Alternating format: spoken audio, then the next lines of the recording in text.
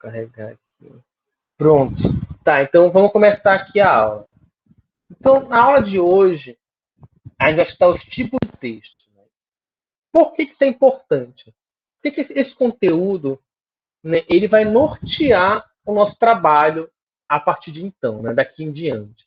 Né? Então, como eu falei antes, a gente vai trabalhar, né, nesse semestre, nesse bimestre, com o gênero notícia. Só que para a gente poder começar a trabalhar a notícia, temos que ir lá no começo, entender o que é gênero, o que é tipo textual, para a gente poder ter essa dinâmica. E aí, gente, como eu estou no slide, se alguém tiver alguma colocação, uma dúvida, quiser que repita, né, você pode usar a ferramenta levantar a mão, que dá um som aqui, eu posso modificar. Ou, se possível, liga o áudio, só para saber que tem alguém com uma dúvida e eu olho aqui. Mas vou tentar ir voltando para poder olhar o chat também, já que às vezes tem vergonha de falar, às vezes, sei lá, tá barulho de maquita lá fora, né? E aí não dá para falar. Né? Então, eu vou entender. Então, vamos lá. Certo. Então, a primeira coisa a gente entender, né, para poder ficar as coisas bem claras, o que é gênero, o que é tipo.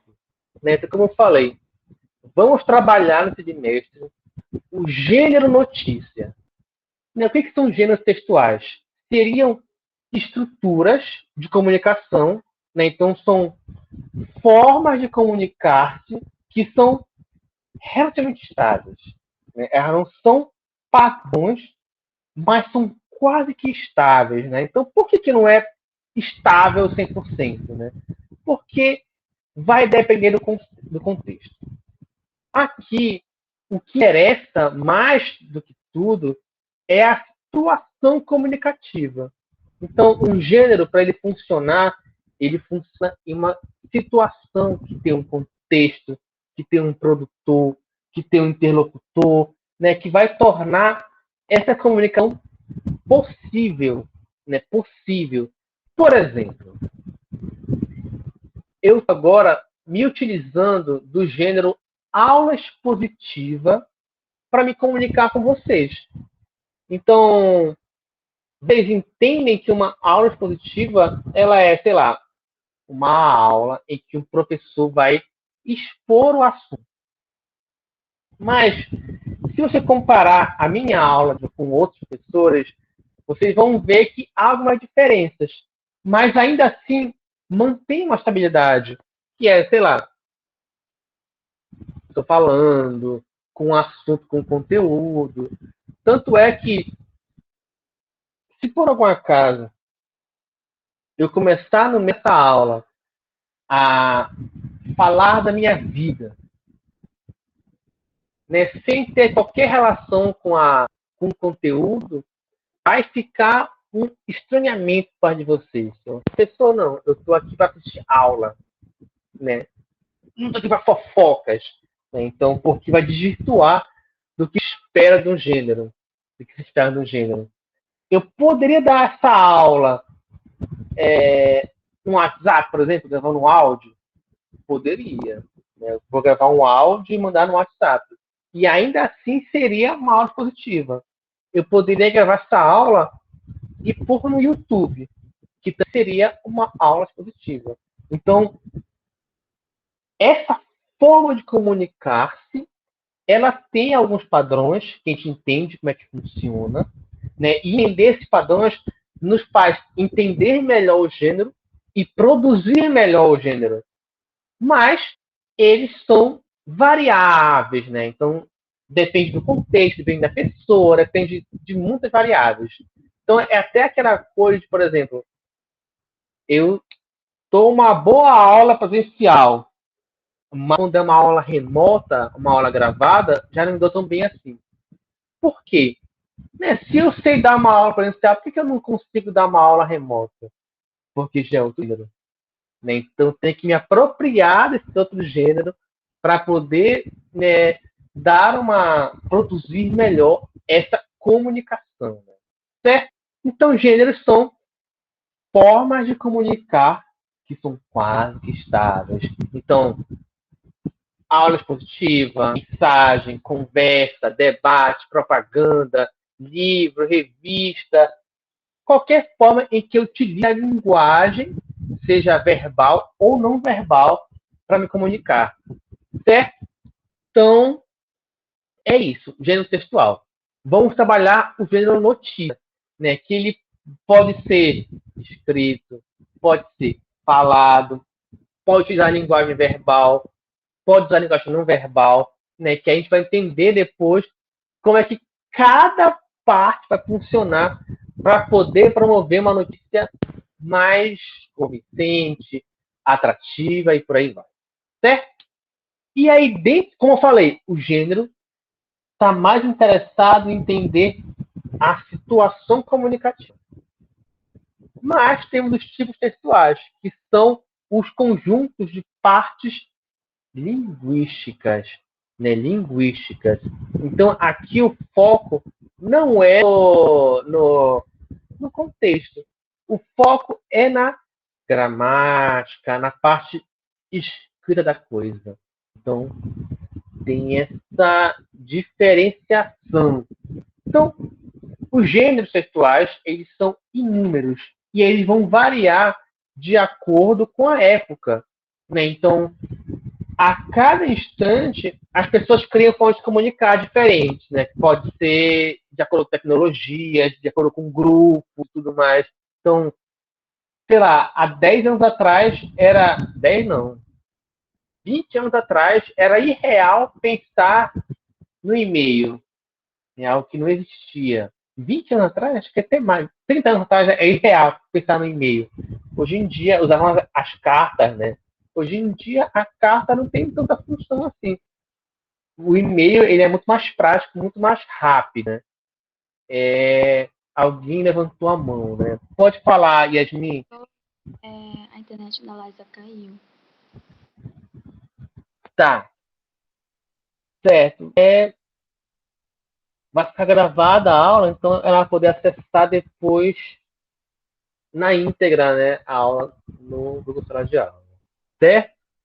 Vou continuar aqui. Então, gêneros são milhares e eles variam de acordo com o contexto sociohistórico e tipos só são 4. E eles vão estar dentro dos gêneros como as partes linguísticas de cada gênero. Então, vamos ter a descrição, vamos ter a narração, a dissertação e a injunção. Né? Então, o gênero ele é a comunicação em si e o tipo são as partes linguísticas que a gente pode diferenciar dos textos. Né? Então, dentro de um texto, eu posso ter mais de um tipo, em que vou ter uma predominância de um em relação ao outro. Eles vão estar variando entre si de forma a dar melhor esclarecimento, melhor parte para cada uma dessas situações. Então, vamos estudar hoje os tipos e a gente vai entender, né, onde é que eu vou utilizar cada um deles em um mapa comunicativo. Beleza. Então, vamos ver de um por um com exemplos para ver como é que funciona. O primeiro é a descrição, né, que eu acho que é o mais fácil. Né? A descrição seria você detalhar características de pessoa, de lugar, de objeto, sentimento, acontecimento e por aí vai. É você separar as características das coisas. Então, por conta disso, é recorrente o uso de adjetivos. Né? O que são adjetivos? São a classe de palavras em que você qualifica algo ou alguém. Certo? Então, por exemplo, eu vou descrever uma cadeira aqui, tá? Essa cadeira, ela é pequena, ela é marrom, né? Tem um tampo, né, confortável e preto, né, de espuma. Então, o que eu fiz aqui? Eu detalhei características da cadeira e você consegue, talvez, imaginar essa cadeira. Quanto mais descrição eu utilizo, quanto mais detalhes eu utilizo, melhor a sua visualização. Então, quando eu falo, ela é marrom, ela tem um tampo confortável, um tampo marrom, preto, né? Você consegue visualizar melhor a cadeira, né? E aí falar que é marrom, que é confortável, que é preto, esses são os adjetivos, certo? Então, nessa via que a gente vai estar entendendo como é que funciona. Então, a descrição a gente vai utilizar em classificado, né, em cardápio, em ata, em laudo, né, em lei, por aí vai. Então, por exemplo, você vai num restaurante e está lá o cardápio. Nem sempre a gente sabe como é que é cada prato, né? A gente vai imaginar a partir do que está escrito no cardápio. Então, isso tem tudo mesmo, né? Então, é possível visualizar as coisas, certo? Então, eu trouxe aqui um exemplo para poder diferenciar uma outra situação. A descrição ela pode ser de duas formas, que pode ser objetiva ou subjetiva. Vamos ver aqui essa diferenciação. Então, a objetiva seria você descrever a coisa de forma mais clara, de forma mais objetiva, mais clara, né? Mais próxima do real. Vou botar aqui um exemplo. É na parte alta que fica o colorido pelinho, bairro histórico e tomado pela Unesco como Patrimônio da Humanidade. Em suas ruas e vielas estão centenas de casarões do 17 e 18 que abrigam de museus a terreiros de candomblé, além de templos católicos que atraem estudiosos do mundo todo. É o caso da Igreja de São Francisco, considerada a obra barroca mais rica do país. Então, com essa descrição aqui, fica meio que fácil você conseguir visualizar um pouco desse cenário. Né? Tá que pode ter alguma imagem por perto desse guia de viagem, mas é possível imaginar melhor como é que é esse espaço do Pelourinho desse guia, certo?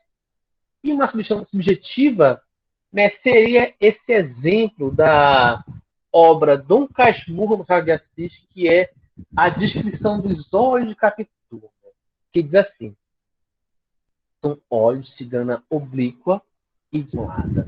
Né? Então, é como o personagem atribui um sentido aos olhos da Capitu. Se fosse objetiva, seria algo como são olhos castanhos, com cílios largos e por aí vai. Mas o personagem achou que para ele os olhos significam dessa forma, de cigana oblíqua, sei lá, então seria um olho mais fechado, né, e dissimulado, né, que ela tá não diz o que quer dizer e tal. Então é mais para essa via de dar um sentido pessoal para aquela coisa, né? Para aquele objeto, para aquele olhar da personagem. Certo? Vamos ver aqui então o próximo. Né? Então vamos ver aqui agora a narração. Né? Então a narração é um tipo textual em que você vai contar um relato, vai contar uma sequência de fatos. Né? E nessa sequência de fatos vai ter 5 elementos. Então, toda ativa vai ter enredo, tempo, espaço, personagens e narrador. Né? Nesse sentido, quando completa esses elementos, a gente vai ter uma narrativa. Então, vamos ver o que cada um deles. Primeiro, o enredo. O enredo seria, de fato, a narrativa, né? A história, né? O que está sendo contado. Aqui. Então, o enredo vai ter introdução, por exemplo, em que tem quem é cada personagem, qual é o espaço, né? Que tempo é esse. Vai ter uma trama, né? Que é como se desenrola esse enredo. Né? Vai ter um clima é a parte de maior tensão nessa narração, nesse enredo, e por fim o desfecho. Como é que esse clímax se resolve? Se ele é bom ou se ele é ruim. Esse seria o enredo, que é a história em si. Também tem um tempo, né? Que é quando se passa a narrativa. Esse tempo ele pode ser cronológico ou ele pode ser psicológico. Né? O cronológico é quando ele tem começo, meio e fim bem definido em sequência. Mas, às vezes, quando a gente conta uma história, a gente já conta uma coisa e aí lembra de outra coisa e volta e vai para frente e lembra de outra coisa e volta, né? Então é um tempo psicológico. Por exemplo, tem o romance do Machado de Assis que é o Memórias Póstumas de Brás Cubas e lá ele vai iniciar o romance contando da morte dele primeiro. Primeiro conta a morte dele e depois conta o nascimento. Então é um tempo psicológico, porque primeiro vai do final, depois para o começo. Então fica nesse vai e vinda do tempo dele. E é o espaço. Né? O espaço é onde se passa a narrativa, né? Que pode ser um espaço real ou um espaço fictício. Né? Sei lá, pode se passar em Belém, Pará, ou pode se passar, sei lá, na Terra-média, né, no Hogwarts, algo tipo assim, que é um lugar fictício. E aí tem personagens que são aqueles que vão atuar na narrativa, pode ser qualquer pessoa, e tem o narrador. O narrador é aquele que conta a história, né? Que ele pode ser um narrador personagem ou um narrador observador. Né? O personagem é um narrador que também história atuando, ou pode ser um narrador observador, que é aquele que está lá no cantinho olhando, né? Tipo um grande fofoqueiro, né? Que ele está vendo as coisas se desenrolarem e está lá só olhando, né? Só olhando. Então a narração é um tipo textual que ele é muito comum nos gêneros textuais como romance, conto, roteiro de cinema, quadrinho, e por aí vai, né? Por aí vai. Vamos ver aqui então um exemplo. Eu peguei isso aqui do romance O Processo Kafka, né? E diz assim: alguém devia ter caluniado Joseph K., visto que uma manhã o prenderam, embora ele não tivesse feito qualquer mal. A cozinheira da sua senhoria, a senhora Grubar, que todos os dias pelas 8 horas da manhã lhe trazia pequeno almoço, desta vez não apareceu. Tal coisa jamais acontecera. K ainda se deixou ficar um instante à espera. Entretanto, deitado, com a cabeça reclinada na almofada, observou a velha prédio em frente, que por sua vez o contemplava com uma curiosidade fora do vulgar. Depois, porém, ao mesmo tempo intrigado e cheio de fome, tocou a campainha. Neste momento, bateram à porta um homem que K jamais a vira na cara da senhora Grubar. Entrou no quarto. Né? Então tem aqui o enredo, né, que é ele acordar e ter sido preso. Tem personagens que é esse K, essa senhora Grubar, né, a velha vai do lado, né, esse homem que ele nunca tinha visto que entrou no quarto. Né, tem o espaço que é o quarto dele, esse prédio. Tem o tempo que é pela manhã, né? Então a gente vê que os elementos narrativos estão presentes aqui nesse trecho. Certo? Deixa eu olhar aqui o Tiago aí discurso pelo atraso. Sem problema, meu querido. Sem problemas. Né? Depois você pode assistir a parte que você perdeu lá no grupo sala de aula que está gravado lá. Tá? Então, uma observação. É comum encontrar uma narração e descrição juntas no mesmo texto, né? Porque ao contar uma história, é interessante a gente descrever ambiente, descrever personagens, descrever sentimentos, para tornar a história mais, que a gente chama de verossímil. O que é verossimilhança? A verossimilhança é o quanto que aquela história é acreditável.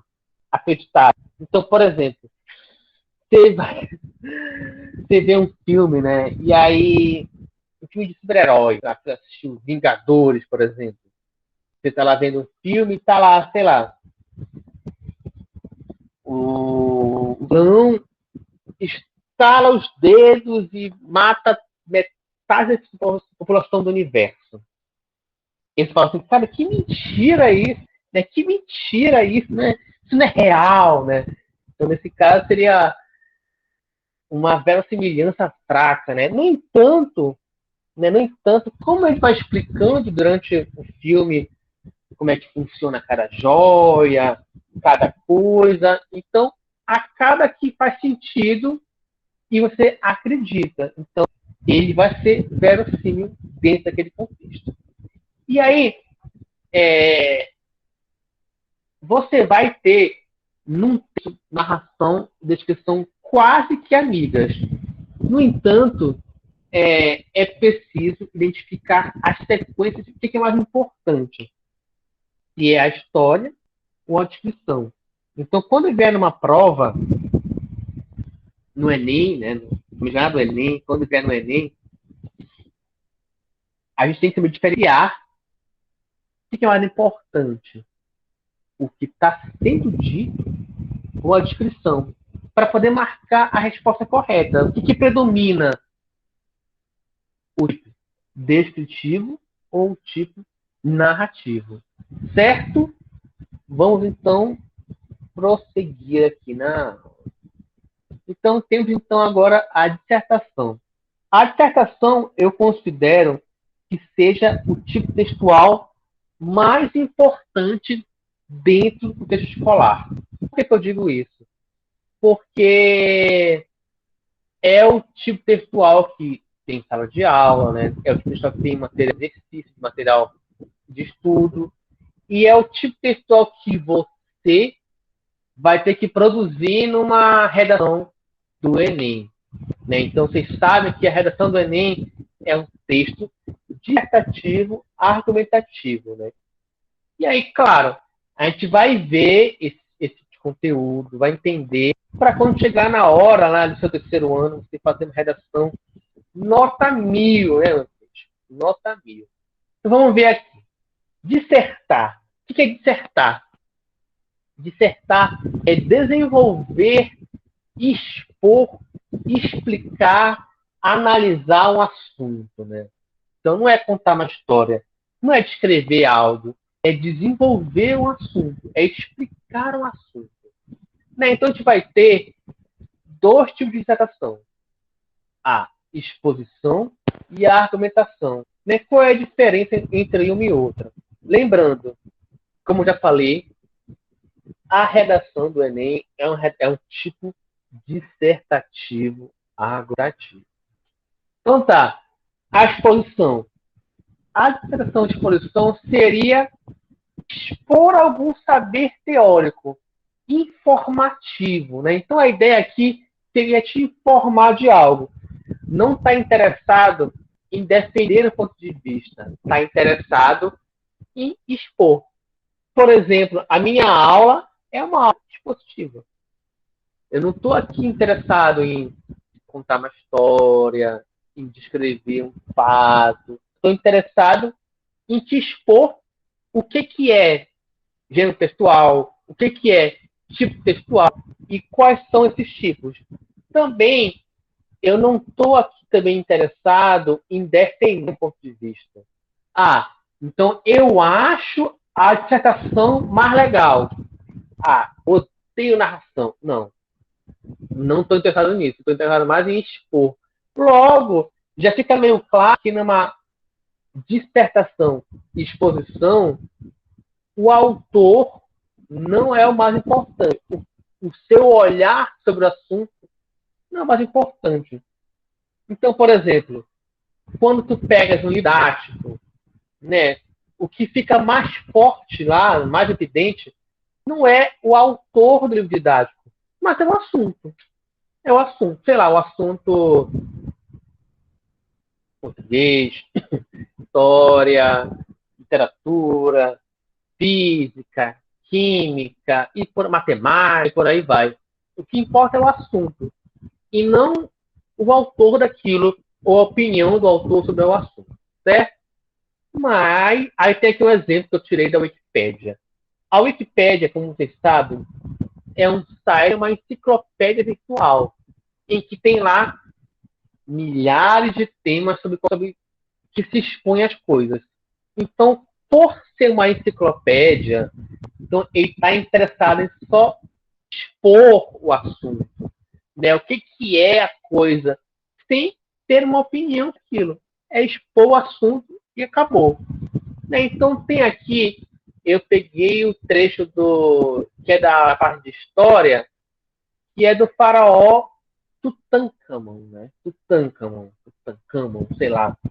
Que ele é vou ler aqui. Ele foi um faraó do Antigo Egito que faleceu ainda na adolescência. Devido ao fato de ter falecido tão novo, o seu túmulo não foi tão suntuoso quanto o de outros faraós. Mas, mesmo assim, é o que mais fascina a imaginação moderna, pois foi uma das raras sepulturas reais encontradas quase intacta.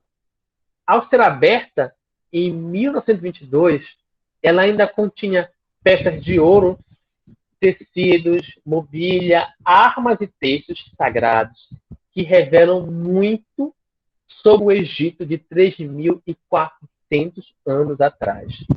Então, aqui, o que se percebe? Ele está expondo o assunto, né, que é o assunto de história, sobre esse faraó antigo, como é que foi encontrado, e não está interessado em dar uma opinião, apenas está expondo o que foi. Certo? Então, vamos ver agora a dissertação argumentação. Argumentação. Qual que é aqui a diferença? Qual que é a importância? Qual que é a característica dela? Então, na sessão de exposição, como vimos, você vai expor um tema, né, um saber. Na argumentação, agora, qual é a ideia? Uma exposição de ideias com o fim de defender o ponto de vista. Né? Para quê? Para convencer o interlocutor que o teu ponto de vista ele é o melhor. Né? Então, a sua opinião, o seu ponto de vista, a gente tese. Né? Então, você vai defender a sua tese. Defender como? A partir de argumentos. Né? Então, a gente tem um tema, que é um assunto a ser abordado, um assunto a ser discorrido. A partir do tema, tu tem um ponto de vista, que é a tua tese, né? Que é a tua opinião sobre esse assunto, essa problemática, por aí vai. E para defender o seu ponto de vista, você utiliza argumentos, que são ideias que vão fortalecer e tornar a tua tese mais convincente. E para que faz isso? Para convencer alguém de que a sua tese é a mais certa. É a mais certa. Beleza. Vamos ver aqui um exemplo. Vamos dizer que você assistiu um filme. Sei lá, assistiu um filme. E aí você vai lá no seu Facebook ou no seu Twitter e fala: gostei do filme. Gostei do filme. Mas só falar isso já convence seus amigos a assistirem? Não. Aí te perguntam: por que você gostou do filme? Aí você fala: porque sim. Porque sim é um argumento muito frágil, que não convence o interlocutor. Então tem que dizer algo assim: a história é boa, ela é emocionante, tem atuações legais e tem tais coisas. Então isso é o que torna o teu argumento mais convincente. Falar porque sim não resolve nada. Você tem que explorar outras coisas, outros caminhos, né? Então, o tipo dissertativo argumentativo, ele é o mais comum em prova de redações, porque ele te exige uma posição crítica. Uma posição crítica, né? Uma opinião. É ter uma opinião sobre algo. Né? Então, você não vai poder mais ser passivo em relação às problemáticas do mundo. Você vai ser um sujeito ativo que tem opinião crítica sobre o que está acontecendo. Então, por exemplo, nas redações do vestibular, né? Então, como é que funciona a redação do Enem? Já dando um olhar geral sobre isso. Então, você tem um tema, né? O tema da redação do Enem sempre é uma problemática, né? Uma problemática. Então, desse ano, deixa eu só retomar aqui, tema da redação do Enem 2020. Né? Foram dois temas, né? Que é o do Enem Digital e do Enem Físico, né? Enem Físico. Então, o do Enem Digital foi o desafio de reduzir as desigualdades entre as regiões do Brasil. Então, o que ele quer com isso? Ele não quer que você vá lá e exponha o que é desigualdade, o que é região do Brasil, mas ele quer que você opine sobre esse tema, ou seja, qual a sua opinião sobre isso? O desafio se dá porque se concentra muito capital na região sul e sudeste do Brasil. Então, você vai dizer, mas por que você acha isso? Por que isso é evidente? Você vai dar argumentos. Ainda mais para a gente que é mais fácil, né? A gente que é nortista, né? Sei lá, paga a energia mais cara do Brasil, mas tem aqui 2 ou 3 hidrelétricas. Por que é isso? E aí você vai debater sobre isso. E no final da redação, você vai propor uma proposta de intervenção social. Você vai dar uma proposta de como resolver esta problemática. O outro tema foi o estigma associado às doenças mentais na sociedade brasileira. Né? O tema por si só já é polêmico, né? Porque o termo doenças mentais ele é problemático. Né? O ideal é mais ir por transtorno, né? Mas isso é outra discussão. Isso é outra discussão para gente for ter uma aula mais sobre redação. Mas vamos voltar para cá. Você vai ter uma opinião sobre isso, né? Então, qual é a sua opinião sobre esse estigma? Eu acho que isso é um problema que ocorre, né? Que marginaliza pessoas. E aí você vai colocar várias opiniões sobre isso. Por exemplo, ao preconceito contra quem tem algum transtorno mental, principalmente a questão mais da psicose, né, da esquizofrenia. Mas quem tem uma bulimia, quem tem depressão também é marginalizado. Então, é um estigma, né? Ainda as pessoas ainda marginalizam, ainda diferenciam, não quer tratar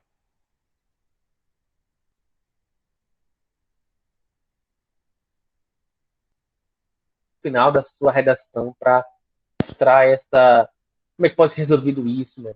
Discutir na escola, na televisão, com ONGs, Ministério da Saúde, e vai ser depende da sua opinião, certo? Então, essa é a dissertação, a argumentação, né? Que é esse tipo textual mais crítico, né? Em que existe um tema a ser debatido com a sua opinião, que é a sua tese, utilizando argumentos, certo? Aqui, como você fica mais claro, é muito importante quem está falando, porque é a opinião de alguém, né? Alguém está falando, né? Então, não é apenas expor um tema, é uma opinião de alguém. Dessa forma, o eu que fala né, eu que está falando, ele é importante. Ele é importante, certo? O Andrew Vitor falou assim, tá travando a minha voz. E você sabe pela sua internet ou tá sendo para todo mundo isso? Né? Qualquer coisa, se quiser que eu repita alguma coisa que falhou, você deu, eu posso repetir também. Posso repetir também. Então, para os outros colegas, está também falhando. Para a Sofia, falhou 2 vezes. Será que eu estou distante do modem? Deixa eu ver aqui. Deixa eu me aproximar para cá. Para mim falhou um pouco, professor. Aí. Está travando, mas acho que é da minha internet. Oxe. Mas vocês conseguiram entender o que eu fiz até agora? Né? Mesmo com travadas e tal. Tem alguma parte que querem que eu repita? Então, falando que sim, então beleza. Qualquer coisa, né? Vai ficar gravada a aula, e pode revisar, né? E eu vou postar também um material sobre isso lá no sala de aula para você ler. Né? Sei lá, no fim da tarde, né? Tá descansado, né? Eu quero me divertir agora. O que eu vou fazer? Jogar um Free Fire? Não, você vai pegar o material de português e ler e se deleitar com o grande aprendizado que é a língua portuguesa. É maravilhosa, né? Maravilhosa. Com certeza, né? Vamos fazer com certeza. Então, vou ler aqui então o trecho.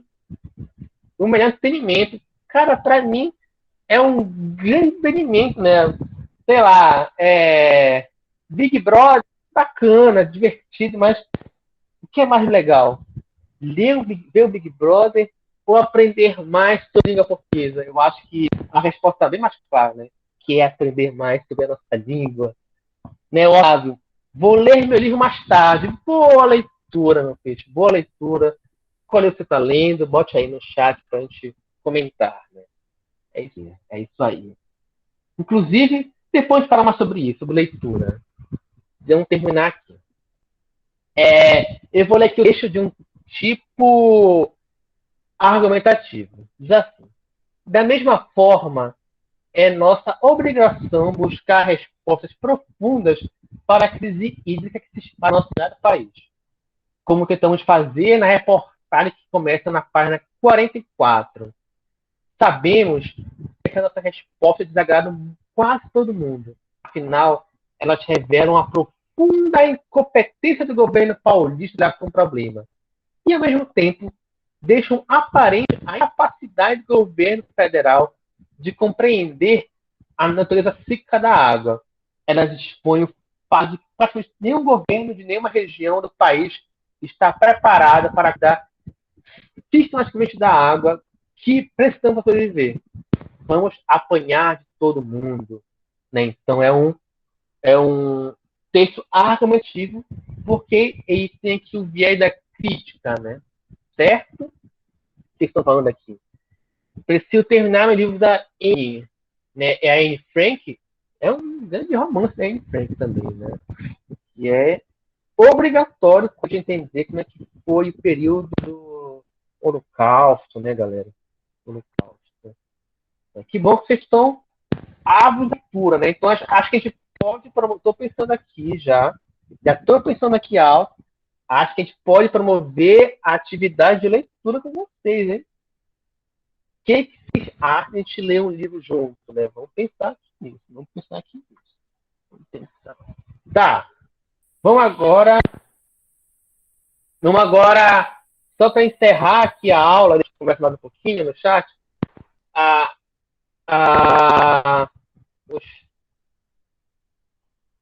A injunção, né? A injunção. Né? O que é a injunção? Né? A injunção, ela é textual, né? O tipo textual que visa aconselhar, instruir o teu interlocutor. Então, o que é isso? É dar um passo a passo no manual para você fazer uma coisa. E aí, para isso, se utiliza verbo no imperativo. O que são verbos no imperativo? São aqueles verbos que dão ordem. Então, faça isso, e aquilo, brinque disso e tal. Então, receitas, manuais, editais, ele te dá um passo a passo do que tem que fazer. Então, é um tipo textual que não é crítico, não conta história, não descreve nada, só dá um passo a passo. Então, você compra uma cadeira e te dá um passo a passo como montá-la. O parafuso A vai ligar na broca B. Você vai lá, liga tudo e monta a coisa. Não tem o que pensar. E se por alguma cara fizer algo diferente, você vai fazer errado. É igual receita. É só seguir a receita, como está exposto, e vai fazer o seu bolo, o seu filé, né? Sei lá, seu picadinho, por aí vai. Então tá aqui exemplo. Botei receita de panqueca, né? Tá aqui, ó. Eu botei em negrito o que tá no imperativo, né? Então, bata no liquidificador os ovos, o leite, o óleo e acrescente a farinha de trigo aos poucos. Após acrescentar toda a farinha de trigo, adicione sal a gosto. Misture a massa até obter uma consistência cremosa. Com a papel toalha, espalhe óleo por toda a cadeira e despede uma concha de massa. Então, basicamente, ele te dá um passo a passo para fazer uma panqueca. Não tem o que pensar, não tem tese, não tem opinião. É só seguir esse passo a passo que você vai fazer a sua panqueca tranquilamente. Né? Muito o que fugir. Então, galera, é isso. Né? É isso. Então, basicamente, são esses 4 tipos textuais que a gente vai usar no nosso dia a dia para poder compor os nossos gêneros textuais, que a gente já falou sobre isso. Tá? Então, eu vou aqui para a gente conversar um pouquinho.